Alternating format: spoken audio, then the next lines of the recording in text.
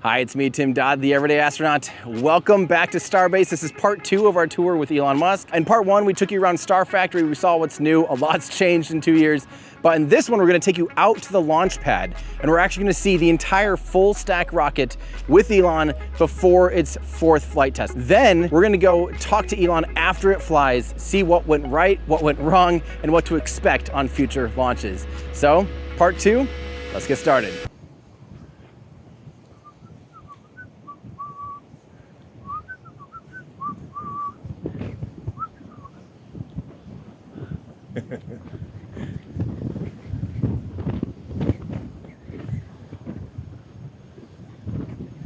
Have you ever got a chance to see it from like the beach side? Sorry? Have you ever got a chance to see it from like the beach, from the dunes? Yeah. It's pretty insane. I love the heat shield side is the coolest part by far. Yeah. It's a damn tall rocket. Yeah. So, and it's gonna get taller. It's just, can we get even closer? Yeah.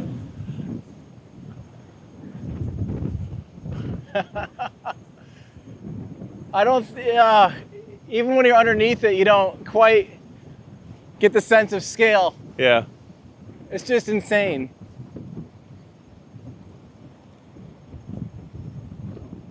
Jeez, look at that. Hey, Yeah. I gotta get a wrap around with you right there. That is so cool.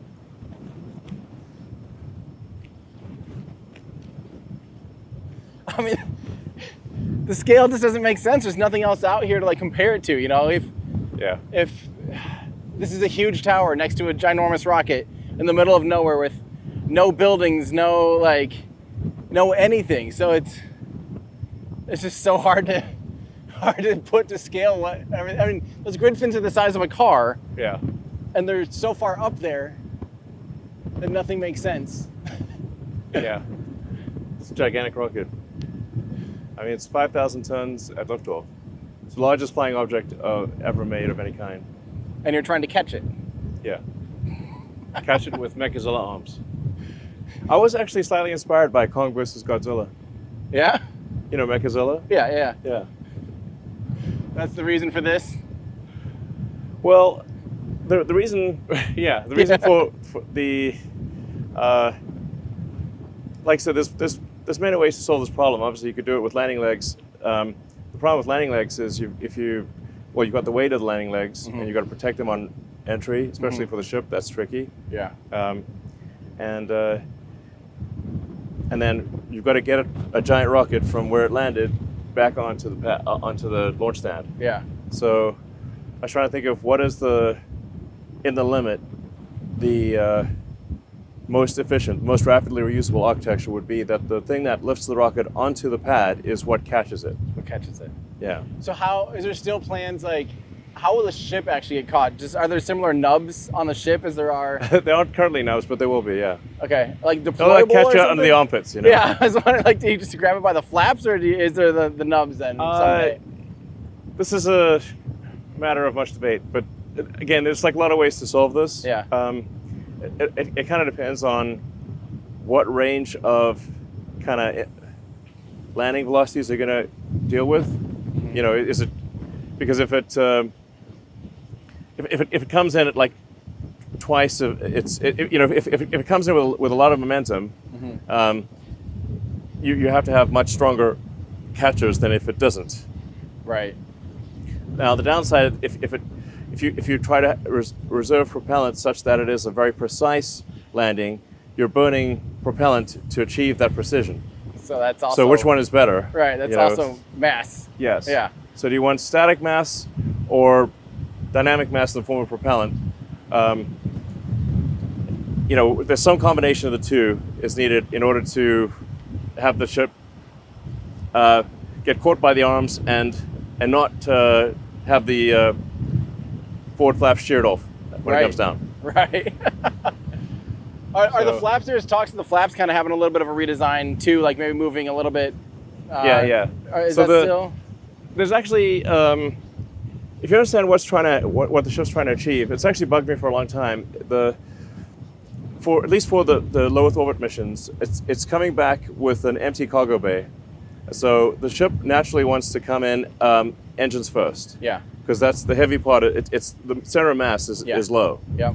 So now the rear flaps counteract the center of mass, the center of pressure. So you're really balancing pressure and mass. It's basically a seesaw. Yeah. Yeah. So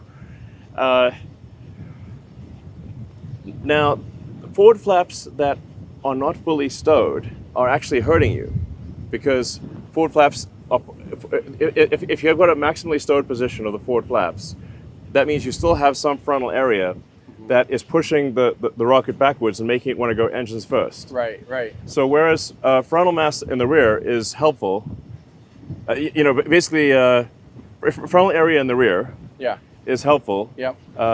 Frontal area in the front is counterproductive. It's counterproductive. So you really ideally want the flaps to be in the stowed position, invisible to the flow. So they're not trying to tip the rocket backwards. But don't you, I guess it's not like you're trying to maximize braking necessarily. You're trying to achieve a certain glide ratio and things like that too. You've got to control it through hypersonic, subsonic, supersonic, transonic, and subsonic. Yeah. At least until you get to subsonic, the rocket really is. The challenge is not having the engines go having the engines go. Yeah. Basically, you're trying to maintain an angle of attack that's called around 65, 70 degrees. Yeah. Like so, if this is the surface, if this is the Earth, it's doing roughly this angle. Yeah. And so the rear flaps, the aft flaps are out as much as possible to try to keep the engines from scooting forward. Yeah. So you got the rear flaps. If the rear flaps deploy, that's how that increases the drag. Yep. It pushes the ship this way. Yep. When the rear flaps deploy, when the front flaps deploy, it actually pushes the ship back. Yeah. So what the front flaps really are they're really trim flaps. Right. Right. They're not trying to change the pitch angle. They're trying to maintain it almost. Well, you need to control the ship in yaw and roll, in addition to pitch. Yeah. So, the work of essentially controlling pitch is really the rear flaps, and they're trying to move the center of pressure such that the engines don't go into the flow. So ship's going like this.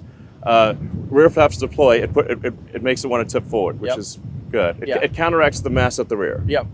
The flaps at the front are really there for trimming your roll and yaw, primarily. Yeah. They all interact with each other too. Which is exactly. That's why it's like. Ish. Technically, the front flaps also do some pitch action. Right. But for setting your fundamental pitch angle, it's the rear flaps. Right. And you want your front flaps to be when they're back to be invisible to the flow. Yeah. So that your rear flaps don't have to do extra work. Right. That makes sense. Yeah. But you also need some margin though too. So having those be able to dip out and do a few things to maintain. You've got to control yaw and roll. So you really kind of need like 3 control surfaces. And we have 4, so slightly more than you need. Yeah. But in the high heating regime, which is where this really matters, the air is very stable. You don't have wind, really. It's the air is homogeneous. Right. So if the ship is operating properly, it'll look like it's barely doing anything. It's just the flaps are barely moving, and it's just maintaining this angle. Yeah, because it's not having to react to all these turbulences and all this stuff. There's no disturbances. I never thought about that until it gets into the lower atmosphere, obviously. Yeah. And then the whole thing, is there almost like when you're going from hypersonic and supersonic, and is there like, obviously the control schemes almost change a little bit to a certain degree. It changes a lot. Yeah. And it changes a lot subsonic. Yeah. Big time. So that's probably pretty crazy to have to model that and like get some sense of where that's going now. But at the end of the day, you're still gonna have to see how it happens when it actually gets to that regime. Yeah. Once you get to subsonic, the ship is falling like a skydiver. Yes, like we've seen. Yeah, so the flaps are kind of like arms and legs of a skydiver. Yeah. So it's counterintuitive. It's not at all how an airplane works. Right. Airplanes don't fall. Yeah, it's like 90 degrees to what an airplane would do, basically. Yeah. Yes, 90 degrees to what an airplane would do. It's really analogous to a giant skydiver. Yeah. I mean, exactly, because that's exactly how a skydiver pretty damn close, maintains their orientation. Yeah. That is just the craziest thing. When I gotta ask, so, you know, you have the ability now as with SpaceX being, you know, where you're at, to be able to do iterative design like this. If you could have done that on Falcon 9, had a total blank slate and literally just minimum viable product, we're gonna throw that thing out, would you have done that on Falcon 9? Because Falcon 9, people forget, like, you know, they look at this and they go, oh, they don't even know what they're doing. Well, you guys know how to build a rocket and launch it for the first time. Falcon 9, Falcon Heavy. I mean, you've already done that. In hindsight... Who's saying we don't know what we're doing? And what have they done? Oh, exactly. That's it's easy to be an armchair rockets engineer. Exactly. But they don't understand the test the prototyping, the testing phase. So if you could have done something like this with Falcon 9 in the early days, would you have done that if you could have, or? We wouldn't be able to make Starship without the benefit of Falcon 9. Right. So it's sort of like saying if you had a time machine or something, right. You get into like time machine logic loops. Right. So, I mean, there's nothing in common with, like we learned a lot from Falcon 9, but there's nothing in common there's no design element that Starship has in common with Falcon 9. Nothing. I mean, I take it back. You've got grid fins in both cases. Yeah. For the, you know. There may be some common-ish avionics or something. Nope, all new avionics. Really? Yeah. Jeez. That's insane to think about. All the avionics, all the software, all new. And Tower 2 is starting to head this way from Florida, it's looking like, and that's going to go over that way, is that right? Yeah, and Tower 2 will have a number of upgrades. It'll be taller to allow for the next generation of Starship. Yep. So we're going to add a few sections to that. And then the redesigned arms will be shorter. So if you look at those arms up there, those arms have very high moment of inertia, so that they're very long. Right. So you actually when you have long arms, it's hard to move them fast. Right. And because you have to move them and brake. Yeah. And so it's just a lot of momentum. Yeah, and a lot of damping.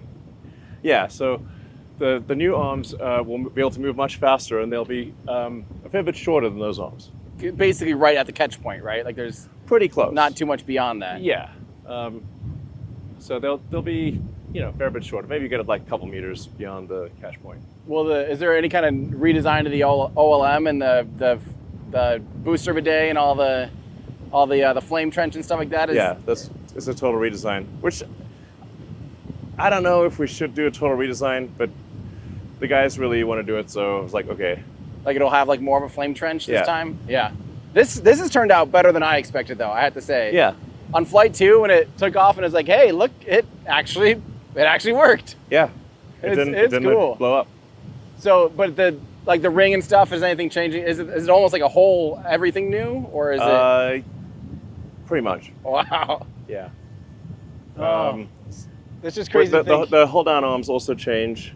It's not the launch arms, because the current ones have some potential to bind and grab the rocket, which would be real bad. Yeah. So we have a new design for the launch arms that take the load of the rocket and then retract, so that they're not going to bind and potentially cause the whole thing to explode. Yeah, that'd be bad, especially at this stage.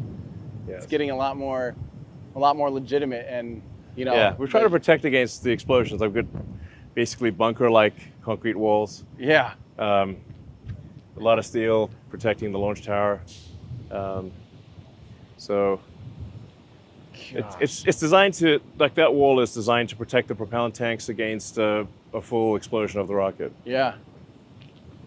So Tower 2, that's on its way. Like they're literally loading up barges, and you have sections out at the factory and everything. So Tower 2 is like already, I mean, it's just crazy to think how quickly it's all. And you're going to be building that here all year probably, and Wouldn't be surprised if that thing ends up being used already by next year. Can't even keep up with this. That is ridiculous. Wow. Tomorrow, after this thing launches, would you want to do a quick little like rundown on how you feel about it? Depends on how it went. Let's say it makes it through re-entry, both of them. Sure. Okay. Well, we better shake on that then, huh? No, that'll be awesome. I mean, tomorrow's going to be phenomenal. I feel. How are you feeling about it now that you've had time to see it all and looking at the data? I think the odds are on our side, but there's still, some chance that the rocket blows up on liftoff. It's not zero. Right. I mean, this is the best launch site and the best rocket we've ever made on Starship, so it has the highest odds of success. And you can even tell like the amount of attention to detail and things on the, on the ship and the tiles and everything. It's much more finesse. Yes. Yeah. It's not. This doesn't have like Gronky bits. Yeah. Exactly. Oh man, it's gonna be exciting. Can't wait for it. It's gonna be. I hope people will pay attention to this because it's history in the making. Yeah. We're watching. And the cylinders are now pretty straight. Early versions were like kind of a Michelin Man situation. Especially like Mark 1, like you were talking about earlier. Like Mark 1 was like let's just say lighting was important. Yeah, that is awesome. Lighting was important. Oh man, you need like romantic lighting for Mark 1. Well, I really, really appreciate you taking time. T minus, oh God, we're within like 12 hours now. So T minus 12 hours, and hopefully we'll see this thing lift off tomorrow again. Yeah, it's wild. All right, it's wild. Thank you so much, Elon. Thank you.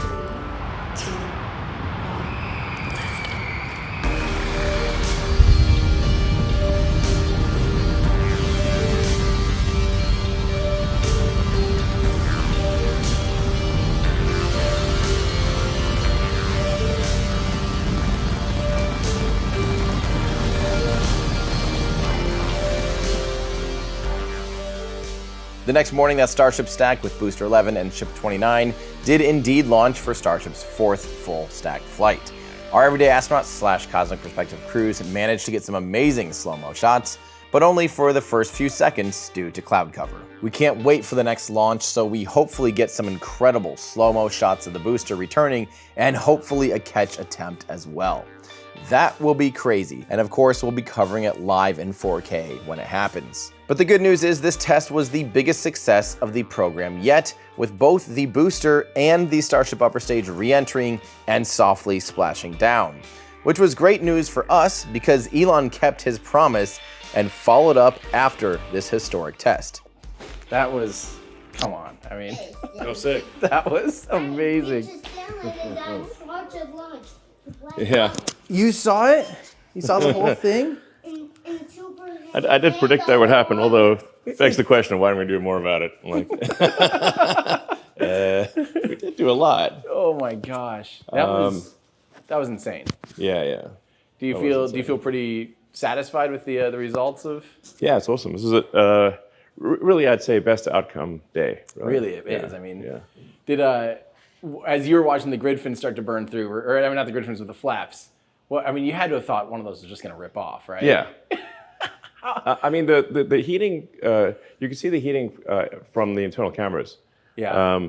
You don't need infrared cameras. You can actually just see it glow. Right. So the thing about steel is like it's going to glow for a long time before it fails. I think one of the biggest lessons today is the incredible resilience of a high temp stainless steel alloy. Right. Because it hung in there. Yeah.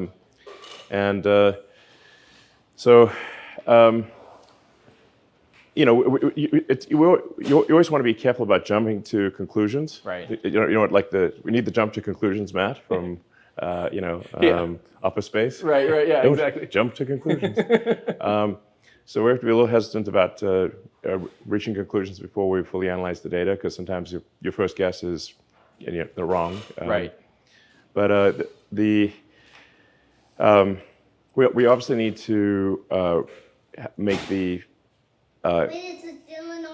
hinge. we need to make the flap hinge area far more robust. So we'll really go crazy hardcore on that, and hopefully I don't eat my words, but that will not be the reason. Like if the next flight doesn't make it back fully intact, that will not be the reason. Hinge flight will not be the reason. We're going to just spend a bunch of mass. Right. Just make it super robust. Overdo it for now.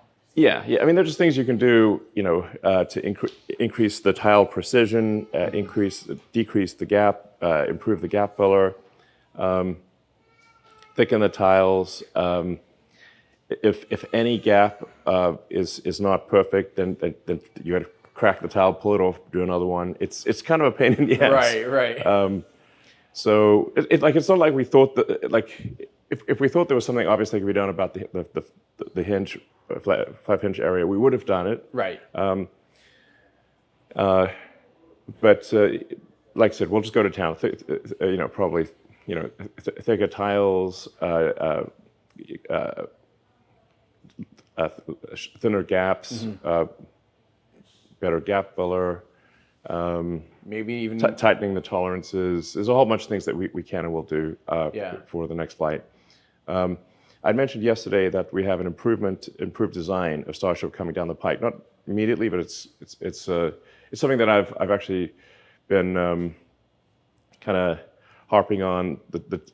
Just saying like, guys, we need to do this for a while, which is to move the forward flaps leeward so that they're not at the kind of 180 degrees. They're moved kind of leeward. Yeah. So it'll look a little bit asymmetric with the rear flaps. The rear flaps are where they should be at 180 degrees.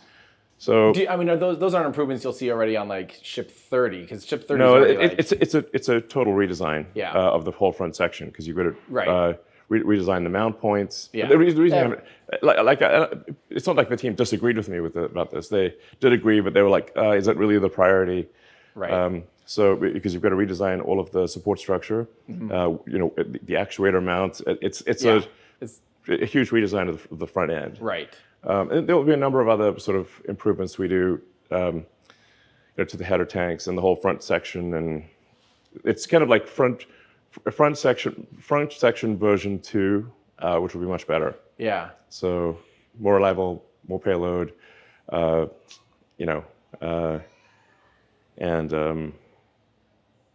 also easier to manufacture, which is a big deal. Do you know, did the aft flaps and the did all of them kind of have similar burn through? Do you know? Or?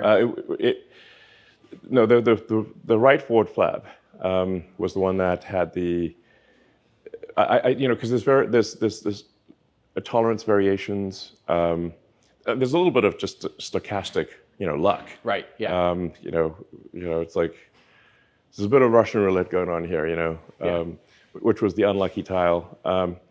But it looks like there was probably, I'm just guessing here, this is speculative, that we had probably the gaps on the tiles were a little wider on the right side than the left side, because it was really the right front flap that by far had the biggest issues. Okay. And we can see this in terms of when the vehicle is trying to control itself, how much deployment does each flap have? Right. So the other 3 flaps had more or less normal deployment, but the broken flap had to really go all out and stick its like skeleton hand like really far out to have an effect. It reminded me of like Short Circuit, like Johnny Five and Part 2. I don't remember if you remember that movie, Short Circuit. Johnny Five is alive. Like he's that's a long time ago. A long 80s movie. Yeah. And he gets like all beaten up, and he's like just this like skeleton of his, and he's like still fighting along. It just reminded me of that, like seeing this like claw of a flap. I couldn't believe how little it was needing to move though, and was still. It was moving a lot at the end. Was it? Oh yeah. It was going to like full deployment, especially subsonic. But it performed admirably for its sort of insane, level of destruction. And I can't believe it still could move when all of it looked like it, like you'd think the actual... I mean, me neither. I'm like, holy shit, is that thing still moving? But the actuator was still working. The various the actuator linkages did not burn away. The hinges were still working. It's like, damn, okay. That's insane. Insane. I couldn't believe that. Yeah, totally. So now it was able to maintain aerostability subsonically, but but because of the ragged flap, it was not able to steer itself to the exact right position. So it was about 6 kilometers off positionally. Okay. But it did manage to maintain stability all the way to the ground. Does this make you, like, I mean, we talked a lot about ship, but booster obviously did phenomenally well too. Was that on target? Did it actually hit its the booster GPS? was almost perfect. I mean, so obviously there was one engine that didn't light, or that it didn't explode, but that we thought we should not turn on. Basically, I think it aborted during the start sequence out of concern. But 32 engines is fine. It's resilient to multiple engines being lost and still completing its mission. Yeah. Like each engine lost is only 3% of thrust. So. Exactly. It's pretty minuscule compared to another vehicle that could be 50% or 100% even. And then on landing burn, it seemed to lose another engine as it was lighting up for landing burn, but it still looked like it did a pretty precise touchdown, it looks like. And Yeah. No, it landed in the water. Yeah. Intact, on the water. It was literally bobbing in the water, and then obviously it tips over. When it tips over, it smacks down pretty hard because it's like falling from 70 meters, like over 200 feet. Yeah. So does that? I know you mentioned on X that you were planning to actually try you feel like you might want to try doing the booster catch next. Is that? Yeah. And we'll talk it over with the team, see if there's any lingering concerns. But at the point at which we can do an accurate boost back and we can execute the landing burn, which we've shown, then I think we should try to have the tower catch it. Wow. And you don't feel like you need to have Tower 2 ready before you do that? No, not necessarily, because we do have replacement parts for the arms. And there are actually a better set of arms we could put on there. Right. Those are kind of old design. Yeah. I mentioned that those arms are actually too long, so the moments of inertia are too high. So it's just you want actually shorter arms that can move faster. Yeah. So my inclination, but I mean the way these things work at SpaceX is not.